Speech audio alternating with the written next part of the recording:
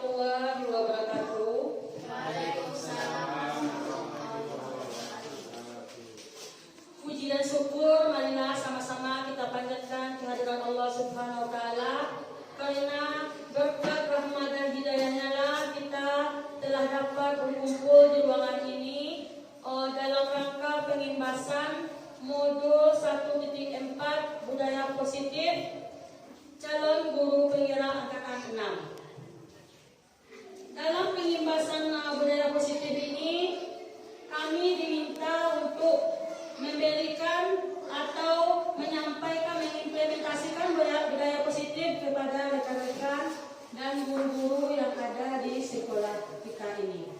Nah, Bapak-bapak dan Ibu-ibu, selamat datang kami ucapkan pada Bapak dan Ibu guru hebat. Mari kita belajar bersama, saling berkolaborasi, saling mendukung demi mewujudkan budaya positif di sekolah kita yang tercinta ini. Baiklah Bapak-bapak Ibu-ibu, sebelum kita masuk kepada pengimplementasian budaya positif ini, kami meminta Bapak-bapak dan Ibu-ibu untuk berdiri sebentar. Kita akan breaking dulu sebentar. Nanti apabila saya mau bertanya bagaimana kabarnya Bapak-bapak Ibu-ibu, nanti Bapak-bapak dan Ibu-ibu bilang sehat jasmani, sehat rohani, sehat ekonomi. Nah, begitu ya. Mau dimani ya? Nah, bagaimana kabarnya Bapak-bapak Ibu-ibu? Sehat jasmani, sehat rohani, sehat ekonomi. Nah, sekali lagi kita ulangi ya. Bagaimana kabarnya Bapak Ibu? Sehat jasmani, sehat rohani, sehat ekonomi. Alhamdulillah. Nah, Bapak-bapak dan Ibu-ibu semuanya, apakah Bapak-bapak dan Ibu-ibu tahu apa itu budaya positif? Pasti kita tahu ya. Apa itu budaya positif? Yaitu kebiasaan baik yang dilakukan oleh anak didik kita, ya kan? Jadi budaya positif itu adalah budaya positif di sekolah, yaitu nilai-nilai dan kebiasaan baik di sekolah yang berpihak pada murid agar mereka dapat berkembang menjadi pribadi yang kritis, hormat dan bertanggung jawab. Nah, itu adalah budaya positif, yaitu kebiasaan baik yang akan kita terapkan kepada anak didik kita, sehingga anak didik kita itu dia akan membiasakan budaya positif itu di dalam kehidupannya sehari-hari. Bapak-bapak dan ibu-ibu semuanya, konsep utama modul budaya positif ini yaitu yang pertama, perubahan paradigma baru. Yang kedua yaitu tentang disiplin positif. Yang ketiga, motivasi perilaku manusia. Yang keempat, kebutuhan dasar manusia. Yang kelima, posisi kontrol restitusi. Yang keenam, keyakinan kelas. Dan yang ketujuh, segitiga restitusi. Nah, Bapak-bapak dan Ibu-ibu semuanya, nih, coba Bapak-bapak Ibu bayangkan. Kita membayangkan di dalam genggaman kita ini ada sesuatu yang sangat berharga bagi kita. Kita bayangkan sesuatu yang sangat berharga bagi kita, dan yang rekan yang lainnya, maksudnya bagaimana supaya terbuka genggaman ini? Bagaimana caranya? Bagaimana dengan sekuat tenaga teman yang lain membuka genggaman kita ini? Padahal yang di genggaman kita ini adalah sesuatu yang sangat berharga yang menyangkut diri kita. Nah, bagaimana sekarang saya minta 2 orang untuk ke depan. Jadi nanti cara membuka ini bisa dengan rayuan, bisa dengan bujukan, bisa dengan memaksa, bisa dengan memberikan uang. Pokoknya terbuka yang ada di genggaman ini. Yang punya siapa yang mau berdua orang di depan, bagaimana caranya? Terserah. Misalnya dengan menunjukkan, oh nanti saya kasih ini, saya berikan ini. Pokoknya kita membuka genggaman seseorang itu begitu. Nah, kemudian yang berarti di depan. Nanti bergantian. Nah, nanti bergantian di sini. Nah, kemudian nanti Putris. Nah, masing-masing menggenggam. Nah, masing-masing menggenggam ini umpamanya ini ada sesuatu yang sangat berharga. Sehingga nanti diminta ini Ibu Dian nanti ini kan Putris menggenggam sesuatu yang sangat berharga. Yang diminta bagaimana caranya genggaman ini terbuka begitu. Genggaman ini terbuka boleh dengan rayuan, dengan menghardik, memaksa, pokoknya genggaman ini terbuka. Nah, boleh dengan menggelitik, boleh. Terserah, pokoknya terserah. Bagaimana nanti? Oh saya kasih uang, saya kasih jalan-jalan, misalnya begitu, saya bawa ke taman gitu. Nah, bagaimana? Terserah Ibu Dian. Bagaimana Ibu Dian? Supaya terbuka genggaman yang Ibu di sini. Ya. Nah, sekarang lihat. Dirayu boleh, dibujuk supaya terbuka genggaman itu boleh. Dicubit. Ya dicubit boleh, dipaksa juga boleh. Dipaksa boleh. Bagaimana? Putri ini harga dirinya yang digenggamnya ini gitu. Bagaimana? Bagaimana ya? Nah.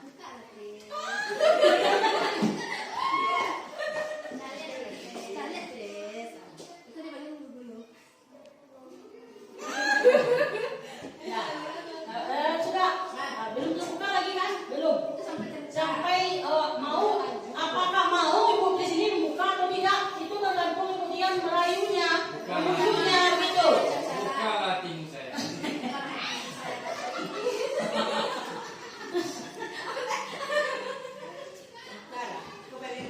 Kugenggam era. Ya. Bagaimana? Bagaimana Bu Dian?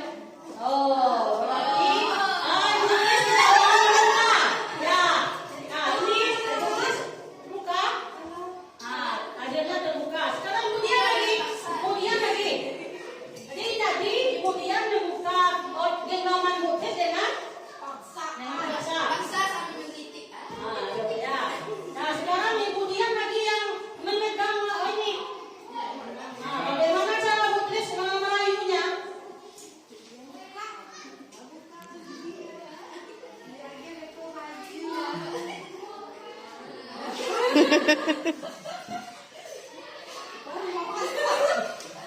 Ya. Udah. Ya. Dari yang dua ini, dia kan ada yang tadi Putris akhirnya terbuka. Yang kemudian terbuka tadi, terbuka. Nah, sekarang apakah yang membuka tangan Anda mengapa? Alasannya tadi bagaimana Putris? Kenapa Putris? Oh, dipaksa. Nah, kemudian bagaimana? Kenapa dipaksa juga? Nah, pertanyaan yang ketiga, siapa yang memegang kendali atau kontrol untuk membuka atau menutup kepalan tangan tadi? Siapa yang jadi kontrol? Yang menjadi pemegang kontrol kendalinya siapa? Kita kan, kita sebagai guru, kitalah yang pemegang kontrol yang kepalan tadi. Maksudnya di sini yang menutup kepalan tangan atau yang berusaha dengan segala cara untuk membuka kepalan tangan rekannya, tentu kita sendiri, ya kan? Tentu kita sendiri sesuai dengan kebutuhan pada saat itu. Misalnya kita dirayunya, jadi yang memegang kontrol itu adalah diri kita sendiri. Nah, di sini dalam pembelajaran dengan paradigma baru dirancang berdasarkan prinsip pembelajaran terdiferensiasi sehingga setiap siswa belajar sesuai dengan kebutuhan dari tahap perkembangan untuk mewujudkan profil pelajar Pancasila. Nah, ibu-ibu dan bapak-bapak sekalian, masih ingat bapak-bapak dan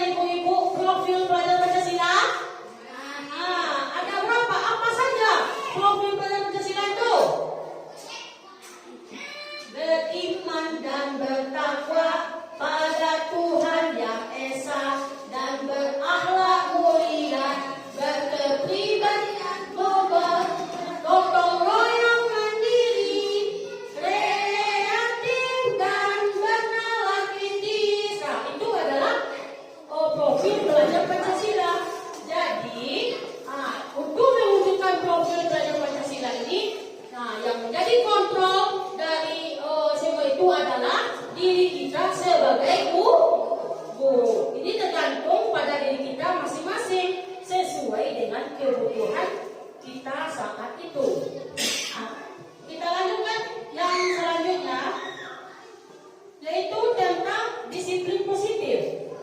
Disiplin positif merupakan melakukan sesuatu untuk mendapatkan kepatuhan, dan kita cenderung mengaitkan disiplin dengan ketidaknyamanan.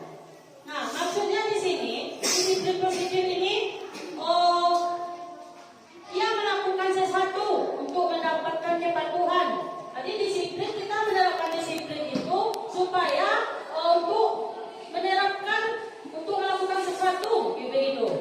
Melakukan sesuatu untuk mendapatkan kepatuhan supaya siswa kita itu patuh terhadap apa yang telah kita sampaikan itu.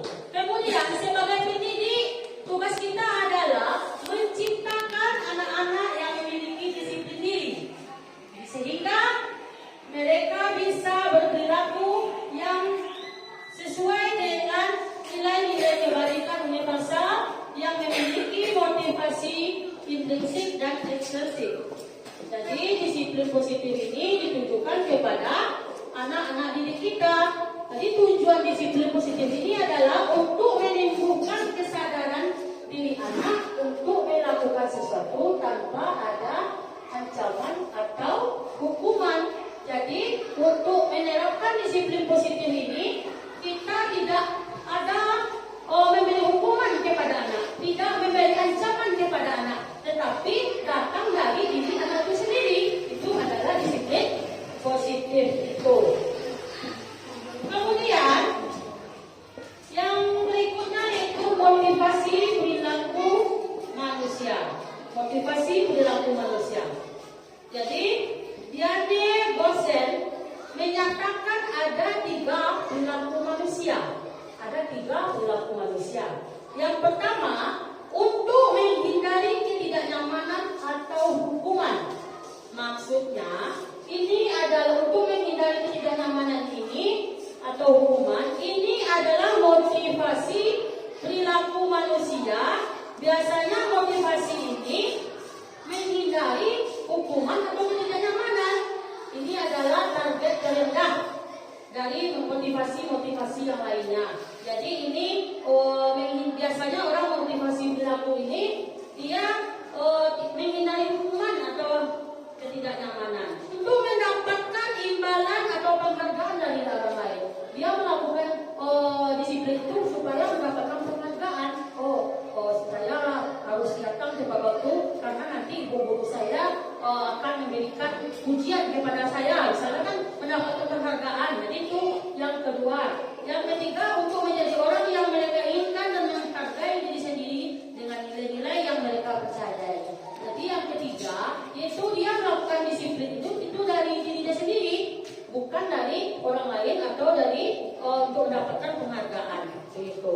Jadi yang untuk selanjutnya, ini ada kebutuhan dasar manusia.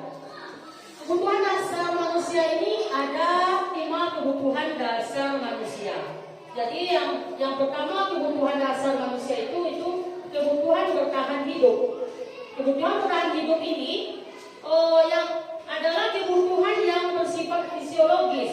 Maksudnya yang bersifat fisiologis untuk bertahan hidup, misalnya kesehatan. Kesehatan kita, tempat tinggal kita, makanan kita, itu adalah kebutuhan fisiologis untuk bertahan hidup. Yang kedua, yaitu kebutuhan akan kasih sayang dan rasa diterima. Kebutuhan ini dan 3 kebutuhan berikutnya yaitu kebutuhan psikologis. Kalau yang tadi fisiologi, fisiologis, yang ini adalah psikologis. Kebutuhan untuk disayang dan diterima meliputi kebutuhan akan hubungan dan koneksi sosial. Kebutuhan untuk memberi dan menerima kasih sayang dan kebutuhan untuk merasa menjadi bagian dari suatu kelompok. Jadi kebutuhan kasih sayang ini itu adalah kebutuhan dasar manusia. Begitu juga dengan anak didik kita. Kebutuhan akan kasih sayang sangat diperlukan oleh anak didik kita itu, karena itu sudah termasuk juga kepada kebutuhan dasar manusia. Yang ketiga yaitu kekuasaan dan penguasaan atau kebutuhan pengakuan atas kemampuan. Jadi yang ketiga kekuasaan dan penguasaan yaitu kebutuhan akan pengakuan atas kekuasaan. Maksudnya di sini kebutuhan ini berhubungan dengan kekuatan untuk mencapai sesuatu. Ada kekuatan untuk mencapai sesuatu itu ada kekuatan sehingga bisa kita menjadi kompeten, menjadi terampil dan diakui prestasi kita dan keterampilan kita oleh orang banyak. Itu adalah satu kebutuhan. Yang keempat adalah kebebasan. Jadi kebebasan atau kebutuhan akan pilihan, itu sangat perlu sekali karena kebutuhan untuk bebas adalah kebutuhan akan kemandirian.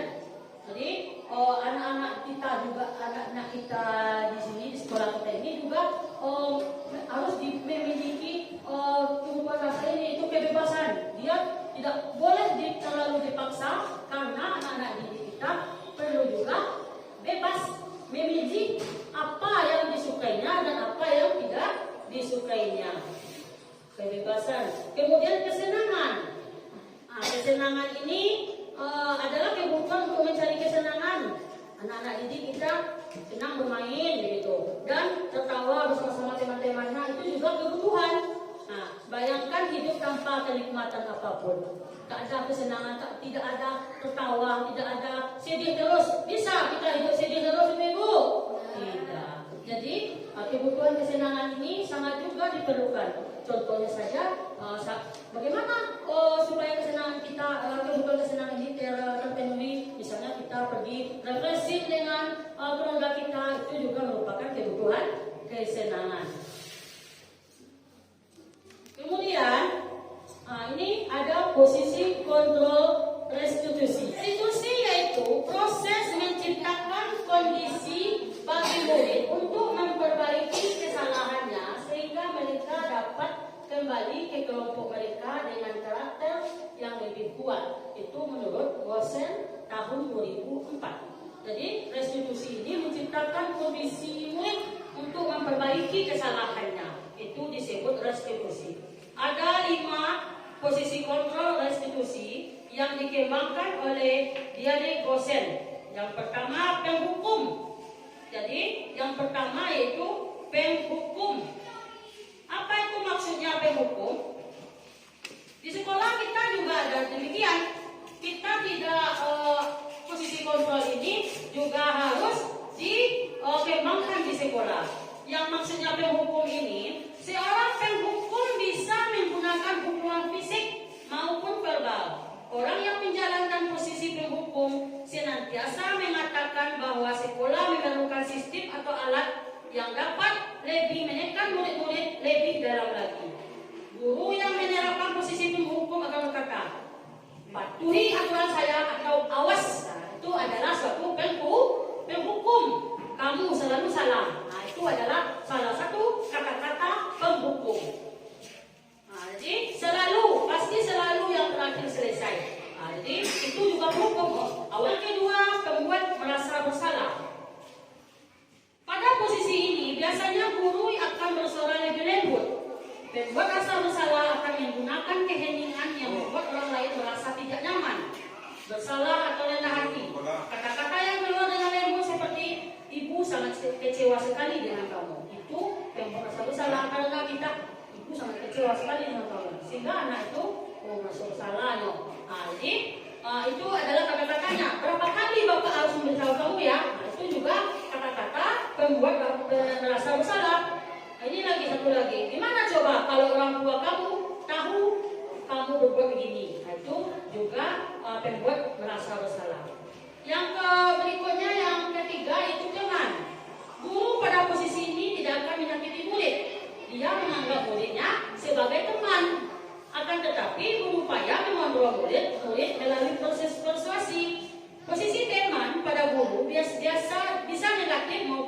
positif. Positif di sini berhubungan dengan baik yang terjalin antara guru dengan murid.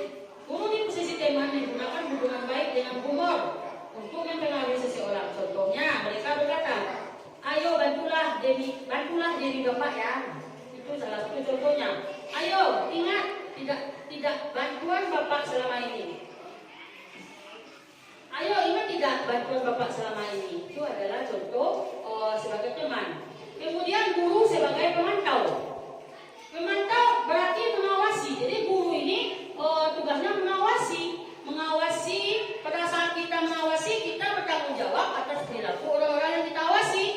Posisi pemantau berdasarkan pada peraturan dan konsekuensi. Dengan menggunakan sanksi atau konsekuensi, kita dapat memisahkan hubungan pribadi kita dengan murid. Contohnya, peraturannya apa? Nah, itu suatu pemantau. Apa yang telah kamu lakukan? Sanksi atau konsekuensinya apa? Itu adalah suatu guru sebagai pemantau. Kemudian guru sebagai manajer. Manajer adalah posisi di mana guru berbuat sesuatu bersama dengan murid. Jadi gurunya sebagai manajer mempersilahkan murid untuk mempertanggungjawabkan perilakunya itu adalah guru sebagai manajer. Dan mendukung murid agar dapat menemukan solusi atas permasalahannya itu juga termasuk posisi guru sebagai manajer. Nah, bagaimana Bapak-bapak, Ibu-ibu? Mantap. Masih semangat dengan tuh? Mana? Nah, sekarang kita masih semangat kan? Nah, sekarang kita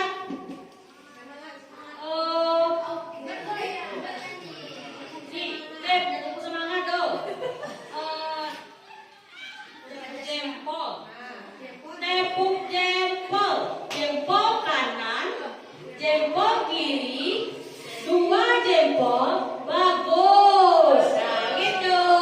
Ulang sekali lagi. Tepuk jempol. Jempol kanan, jempol kiri, 2 jempol, bagus. Nah, kemudian inilah yang berikutnya, itu tentang keyakinan kelas. Jadi, sebenarnya sebelum kita masuk di awal-awal pembelajaran, supaya anak didik kita ini dia tertib atau disiplin, kita harus membentuk suatu keyakinan kelas sebelum kita di awal-awal pembelajaran, supaya ketika anak itu dia melanggar, nah kita lihat kan, oh ini keyakinan kelas kita. Misalnya suatu keyakinan kelas harus bertanggung jawab, harus saling menghormati, itu kan satu keyakinan kelas. Jadi keyakinan kelas ini di awal pembelajaran. Jadi untuk apa gunanya keyakinan kelas ini? Keyakinan kelas ini merupakan nilai-nilai kebajikan universal yang disepakati secara tersirat dan tersurat, lepas dari latar belakang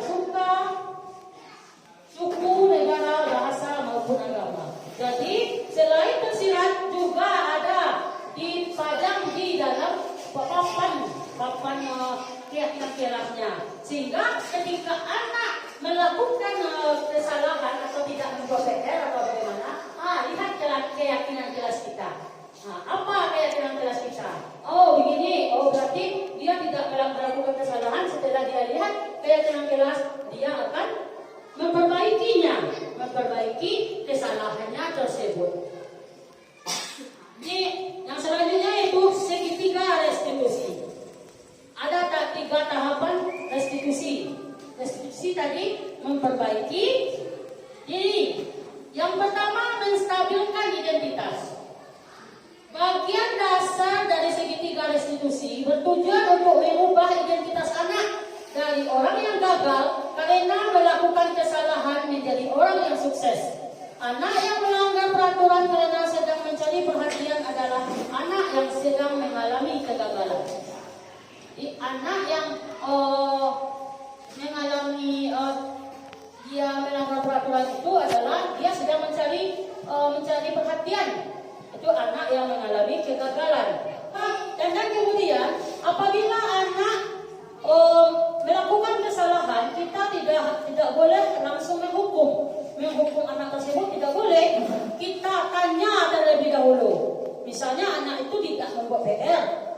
bukan langsung kita mencap anak itu, tidak boleh langsung menghukum anak itu. Ditanya dulu penyebabnya.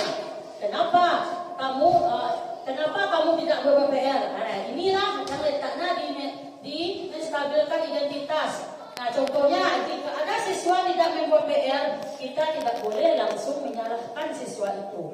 Kalau kita ingin siswa itu berkata jujur, maka kita harus meyakinkan si anak dengan mengatakan kalimat-kalimat berbuat salah itu tidak apa-apa. Itu salah satu contoh kalimatnya. Atau kita bisa menyelesaikan masalah ini. Nah, itu adalah salah satu contohnya juga. Kemudian validasi tindakan. Yang tadi kan menstabilkan identitas. Nah, kita tanya dulu, anak ini tidak buat PR. Kita tanya, kenapa dia tidak buat PR? Buat tanya apa alasannya tidak buat PR? Itu divalidasi tindakan. Semua tindakan manusia baik atau buruk pasti memiliki maksud atau alasannya. Anak ini mencoba-coba di bidang sekolah misalnya. Bukan langsung kita marahi, bukan langsung kita hukum anak itu, tetapi kita minta validasi tindakannya dulu. Maksudnya kita minta alasannya dulu. Apa alasannya melakukan itu? Nah, baru setelah kita tanya itu, setiap kesalahan pasti ada alasannya. Jadi apabila siswa melakukan kesalahannya, maka kita harus tahu apa alasan dari siswa itu. Setelah kita tanya, baru kita menanyakan keyakinan kelas. Setelah melakukan kesalahan itu, kita tanyakan kepada siswa keyakinan kelas mana yang telah dilanggar oleh siswa tersebut, sehingga siswa itu dapat memperbaiki kesalahannya.